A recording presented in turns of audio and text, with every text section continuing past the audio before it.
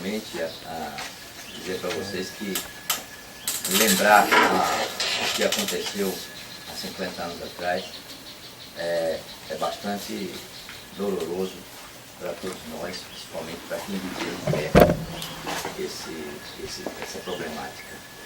A Leila me convidou, a Leila é velha companheira de farra, de tocar violão e cantar na Casa da Cultura, né? Então me convidou para vir fazer essa palestra. Já reclamamos juntos, né? Então, eu vim aqui falar um pouco para vocês da experiência que eu tive como participante da militância na época do golpe militar de 64. Eu começaria, vocês podem interromper se quiserem, perguntar ou deixar para o final, não sei como seria a dinâmica, mas assim, eu começaria falando que Cruz das Almas é uma cidade que viveu sobre a oligarquia rural, né, de uma determinada família, e depois uma oligarquia citadina, né, da mesma família e de outros grupos, e isso interferiu no desejo de alguns de que isso não acontecesse para sempre, que isso desse um basta, né, do que estava acontecendo nessa cidade. Então, aí por volta de 1957,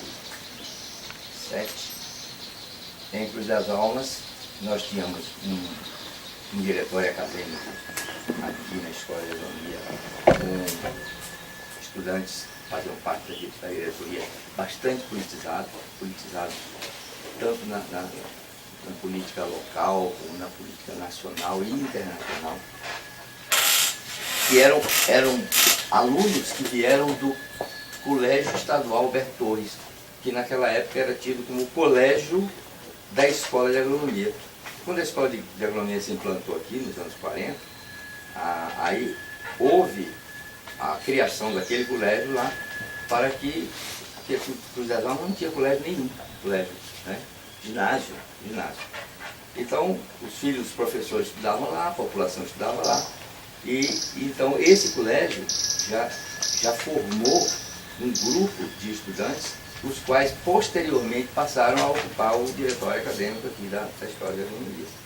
Ao mesmo tempo, na cidade, foram operários, comerciantes. Nós tivemos um comerciante chamado João Gustavo da Silva, um homem de uma visão política imensa, né? E ele, juntamente com o senhor Bernibal Pitanga, o senhor Hélio Pitanga e o senhor Mário Santos, que hoje é conhecido na cidade como Mário Comunista, porque ele participou de outras atividades muito antes do golpe de 64. Então, esse grupo, nós criamos a Frente Nacionalista de Cruz das Almas. Na época, existia a Frente Parlamentar Nacionalista, né, que era suprapartidária, vários deputados participavam, e essa frente deu origem a uma série de frentes nacionalistas, inclusive a de Cruz das Almas, Cachoeira teve, Lagoinhas, e outros municípios tiveram também. Então, a Frente Nacionalista era composta de estudantes, basicamente estudantes, era a força maior de estudantes, operários, comerciantes, o povo, no modo geral. Naquela época nós tínhamos na cidade uma coisa que só veio aparecer muitos anos depois. Nós tínhamos um clube das mães. O Clube das Mães era um movimento feminino que reivindicava creche, reivindicava alimentação das crianças, trabalho, igualdade para a mulher, né? Liderada por duas líderes chamadas Maria Benedita e Maria Joaquina. Maria Benedita Salomão ainda viva, né? E Maria Joaquina. Essas duas mulheres são verdadeiras guerreiras, né? Há pouco conversando com ela ali, disse que a tia dela disse: viva a reforma agrária! E tal, e na época da Revolução se escondeu lá na casa dela. Então era assim, o clube de mães, o clube de tarefeiros da Escola de Agronomia, uma associação do mais alto nível político liderado por pessoas simples, né? Martino, Baeta, pessoas simples da escola de agronomia, funcionários que moravam aqui nessas casas, né? Seu pai também morava aqui, né? Então, Cruz das Almas tinha assim um núcleo político social, um grupo politizado muito grande, né? E que reivindicava as coisas. Isso criou uma situação em Cruz das Almas tal que Cruz das Almas era assim, na época da famosa Revolução de Castro, era considerada a Cuba baiana, Cuba da Bahia, isso aqui. Por quê? Porque ao se aproximar o período dos anos 60, 62, quando eu me formei, 61, 62, 63, 64, quando estourou o golpe, quando aconteceu o golpe.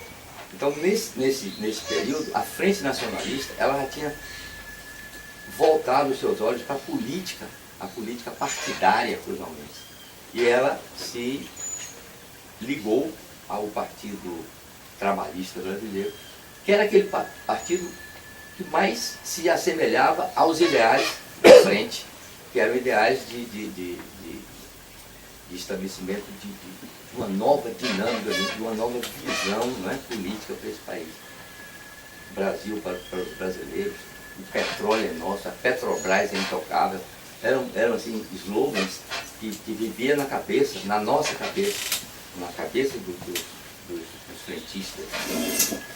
Então, aconteceu que a Frente Nacionalista passou a ter também um domínio territorial dentro da política partidária cruzalmense, chegando mesmo a eleger 3 vereadores e um suplente.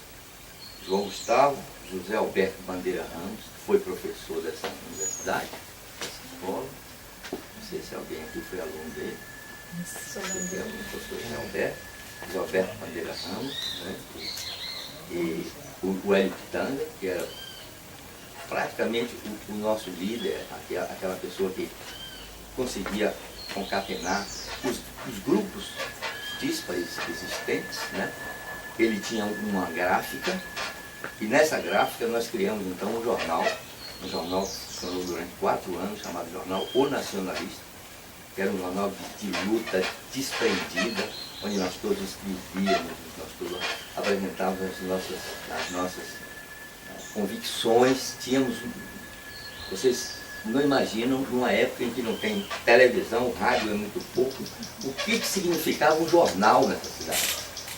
E o único jornal que circulava na cidade era o Nacionalista. Eu fui diretor desse jornal, fui redator desse jornal até 62, quando ele, por motivos econômicos, ele deixou de circular em finais de 62. Nós tínhamos um jornal, nós tínhamos uma organização, tínhamos uma participação na vida política de Cruz das Almas.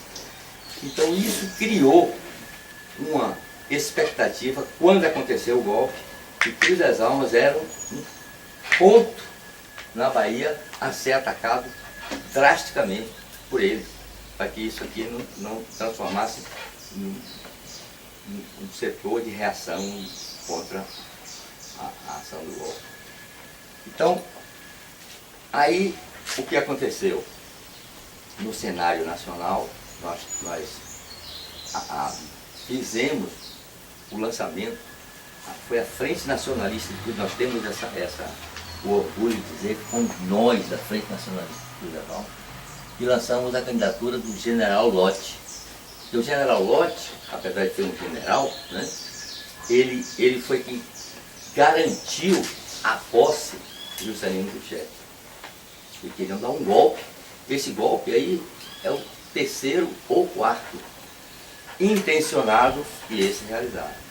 Então o golpe do governo Juscelino foi cerceado por Lott, que não era nacionalista, era um general, era um militar, igual aos demais. Mas ele tinha uma pureza de alma, uma pureza de intenções muito grande, o que nos levou a apoiar a sua candidatura, a lançar a sua candidatura eu não quero dizer que foi esse lançamento que originou que ele fosse candidato. Mas foi o primeiro jornal que estampou, na apresentação que eu fiz aqui para apresentar a vocês, tem a foto do Jornal Nacionalista, a data e a foto do General Lott. E General Lott perdeu para Jânio Quadros. Então se instalou nesse país uma crise muito grande. Né?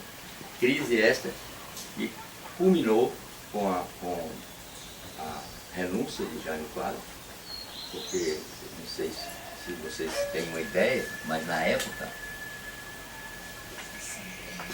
o que nós sabíamos é que Jânio renunciou para dar um golpe. Ele voltaria, né, como ditador. Só que aí então a melicagem passou a perna nele, né? Depois, né, ele não conseguiu o intento. E aí criou-se essa situação toda, cujo estupim foi o comício de 13 de março de 64, quando João Goulart declarou que o governo estava para instalar as reformas de base, a reforma agrária, a reforma bancária, a limitação de evasão de divisas, nacionalização de empresas estrangeiras, entre outros. Esta reunião, com a presença de 150 mil pessoas, que hoje até o Pablo do Arrocha bota mais, né? Mas com 150 mil pessoas na Central do Brasil, foi o estupim, foi quando eu falo que o Pablo bota mais, é porque eu acho que a nossa mentalidade, a mentalidade nossa hoje, está muito, muito mais alienada que na minha época. Então, esse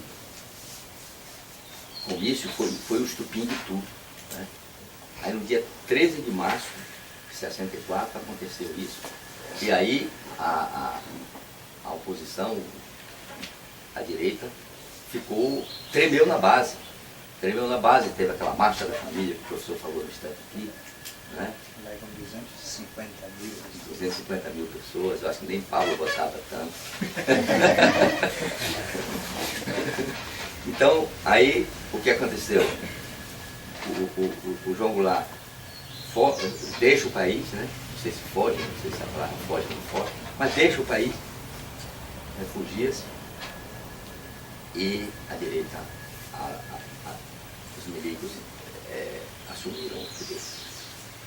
A ideia naquela época que eles tinham, quando o Castelo Branco sumiu, era que eles iam ficar 2 anos. Né? Eles ficariam 2 anos, arrumava a casa, prendia os comunistas, tirava os comunistas, acabava com o comunismo no Brasil e entregava de volta para Carlos Lacerda, para o DN, né? Para o pessoal da confiança dele. Só que eles gostaram, né, do poder, e aí esses 2 anos viraram 21 anos. 21 anos de intensa crueldade, de intenso sofrimento, ainda que o Brasil, nessa época, tenha progredido. Né? Mas o preço pago para esse progresso foi muito alto, foi cruel, foi demais. Né? O que aconteceu, principalmente depois do AI-5, com o Carrasco Médici, até Geisel, esse período aí, final de Costa e Silva e o governo Médici, foi muito cruel, foi muito terrível, muita gente morreu, muita gente foi torturada, muita gente foi presa, muita gente saiu do país, professores, as cabeças pensantes desse país, que eles não podiam matar, foram expulsas do país, saíram, foram exilados, né? Vários do mundo. E aqui respingou em Cruz das Almas. Na época, nós tínhamos uma Câmara de Vereadores com, entre aspas, 3 comunistas ativos e 1 suplente. Né? E o prefeito, que era um democrata conservador, o senhor Jorge Guerra, ele foi apoiado pela Frente Nacionalista. Porque se a Frente Nacionalista não apoia ele não se elegeria. Então a Frente apoiou, ele se elegeu, e por isso ele foi, então, também comunista, também esquerdista, e obrigado a renunciar, senão caçavam ele.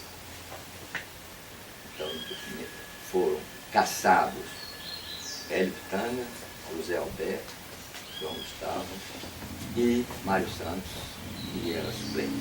Esses 4 foram cassados. 5 dias depois, então, houve a reunião na Câmara para a cassação do prefeito, que antes de ser cassado ele tirou uma carta de renúncia e entregou. E então a Câmara elegeu um prefeito novo, né? Era um senhor, sinal um artista, um escultor, né? Mas era um militar da reserva, e foi o nosso prefeito. Mas que não teve uma interferência cruel para aquele momento que nós vivíamos. A partir daí, o exército invade Cruz das Almas, invade campos na história da economia, prende, tortura, muitos fugiram, o José Alberto fugiu, o Hélio também conseguiu fugir, depois o José Alberto foi preso no Rio de Janeiro, foi torturado, ele, a esposa também foi presa, que era militante também, foi torturada também. E nesse momento, aí você pergunta assim, e você estava onde nesse momento? Nesse momento eu estava autoexilado. Eu me formei em 63, eu fui trabalhar num distrito de Itabuna, distante de Itabuna, 80 quilômetros, chamado Jussari, da cidade. Jussari era um feudo da família Amaro, chilena Amaro, com 900 pessoas, era um distrito de Itabuna. Foi aí que eu fui dar com os costados quando eu me formei, né? E a minha vida lá, lá tinha muita roça de cacau, e o meu trabalho inicial foi realmente para testar o agrônomo. Eu detestava montar em animal, nunca tinha montado em animal, não gosto de montar em animal. E a minha tarefa era fazer resseleção de árvores de cacau nos municípios de Castelo Novo, Ilhéus, Itabuna. Então eu montava no animal e passava uma semana por dentro, dormindo nas fazendas, dormindo até arranchado. E quando estourou o golpe militar, eu estava no meio do cacaual, escondido, sem querer estar escondido. Eu estava trabalhando, mas num local de muito difícil acesso. Eram 80 quilômetros de Itabuna para lá, mas a estrada era intransitável, só transitava jipe, e às vezes quando os rios enchiam, nós tínhamos que esperar para passar e tal. Então eu estava assim, auto-exilado. Eu me auto-exilei, sem saber, eu me auto-exilei. Quando eu vim saber do que tinha acontecido, já tinha passado 8 dias, os meus colegas tinham sido presos, foram levados para o Forte Montserrat. Ciro Gris, se vocês quiserem, tem uma entrevista no Recanto das Letras, eu preparei aqui com um endereço, eu não sei se tem endereço aí. É um depoimento dele para uma entrevista que ele concedeu, está no Recanto das Letras. É uma página emocionante do que aconteceu com ele. Foram presos, desceram daqui para Montserrat, para o Forte Montserrat, Martinho, ele, o Ciro, o Carlos, o Baeta, o João Gustavo, o Mário Santos, 8 por aí. E essas pessoas foram para o Forte Montserrat, e de lá foi para Itaparica, para aquele forte de Itaparica, né? O Ciro, ele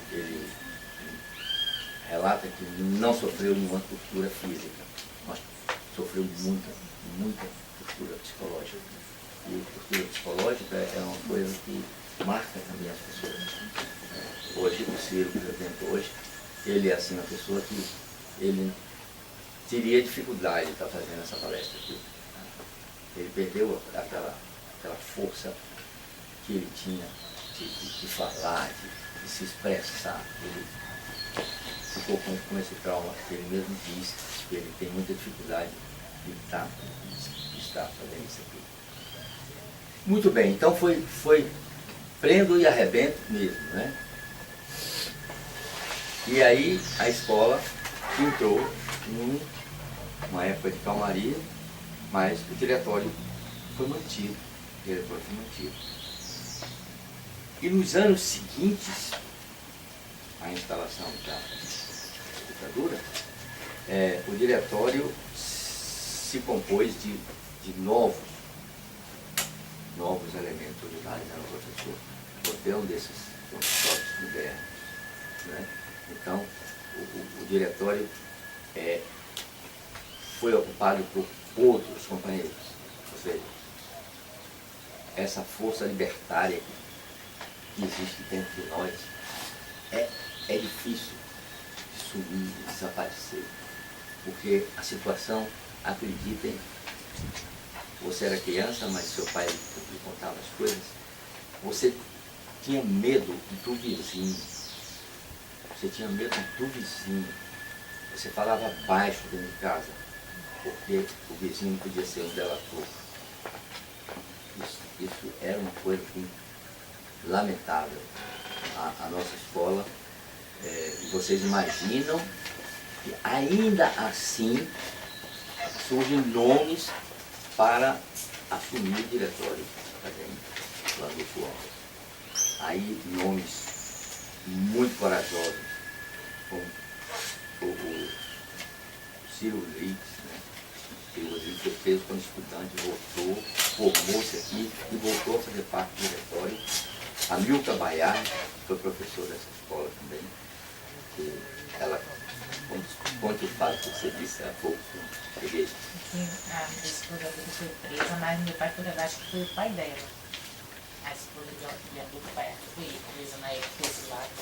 E meu pai ia escondido de madrugada, de noite. Ele era motorista daqui na época, era funcionário estadual e era motorista. Aí ia levar de noite, escondido, para ir visitar a filha. Um lugar, uma fazenda longe, onde estava exilada. Você estava presa. E eu, se não me engano, ela estava grávida. A auxiliadora estava grávida e o pai dela quase fica preso. Porque ele foi levar o professor, né, e foi cumprindo a sua. Né, e então, a Milka Baiardi, o Joelito Rezende, Igor Coelho, esses todos pertenceram a esse diretório, que era um diretório mais corajoso do que o nosso, porque o nosso nós estávamos livres, né? Nós estávamos sob pressão, mas estávamos livres. O dele não, o dele estava sob pressão e totalmente vigiado, totalmente fiscalizado, totalmente monitoreado. E eles faziam, as suas manifestações eram todas aquelas que não denotasse que eram subversivas, como por exemplo, lutar pela melhoria do ensino. Ninguém no mundo vai prender ninguém não é, ou cercear o direito de alguém lutar pela melhoria do ensino que ele está recebendo.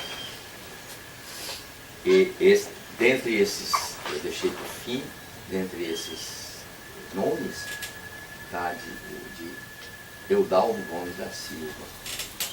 Esse rapaz começou a falar no instante, me lembrou o Eudaldo, de um jeito tranquilo, né? Os olhos assim. Ele era tranquilo, era uma pessoa adorável, amável, tinha um bom relacionamento com a cidade, com as pessoas da cidade, com as festas de São João. Então era um estudante normal, mas ele era um libertário. Eu vou parar de falar aqui porque aí vocês podem fazer perguntas, né? Porque Eudaldo era um libertário. Ele estava em 1979. Em 1969, ele ia se formar em engenheiro agrônomo. Faltava pouco tempo para se formar em engenheiro agrônomo. E ele não se formou. Ele preferiu a luta pela liberdade do seu povo, que ele acreditava. Então, Eudaldo foi para a clandestinidade. Saiu dessa escola para a clandestinidade. Ele foi para o Rio de Janeiro, E lá ele foi preso, no Rio de Janeiro. E ele era considerado agente de alta periculosidade, tanto que ele foi um dos 18, que foram trocados por aquele embaixador americano que foi sequestrado. E ele fazia parte do grupo que sequestrou o cônsul, né? O embaixador. Ele foi preso antes, foi torturado, e muito torturado, mas não abriu o bico sobre o que ia acontecer. E o embaixador foi sequestrado, e ele trocado, e ele foi exilado. No exílio, ele passou um período em Cuba, treinando guerrilha. De Cuba voltou para o Chile, conviveu com o socialismo de Salvador Allende, Chile. E do Chile ele demonstrava sempre o desejo de voltar ao Brasil.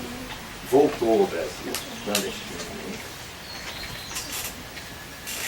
E foi um dos líderes da renovação do PPR. Não sei se você sabe o que é PPR, era um grupo, né? Um grupo de repressão ao golpe, né? Um grupo muito forte em Portugal, Palmares. E ele foi um dos membros ativos desse PPR. Até que, traído por um dos componentes do grupo, um cabo, chamado Cabo Anselmo, esse Cabo Anselmo traiu o grupo e esse grupo foi preso e chacinado na chácara São Bento, no município paulista em Pernambuco. Então, ele disse que era uns 20 a 30 minutos, né? 5 minutos. Eu falei assim o que me lembrei, né? O que me lembrei da época, mas pode ser que muita coisa eu tenha esquecido. Mas eu gostaria agora de prestar essa homenagem a todos esses meus companheiros, né?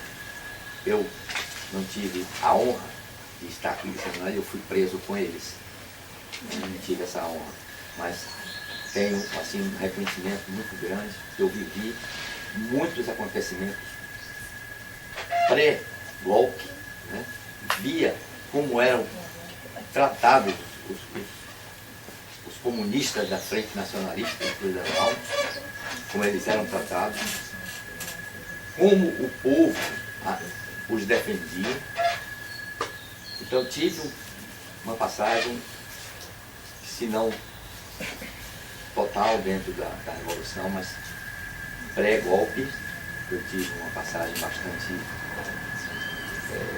que me deixa bastante triste e que eu espero que isso não aconteça nunca. Eu fico à disposição de vocês, por qualquer questionamento.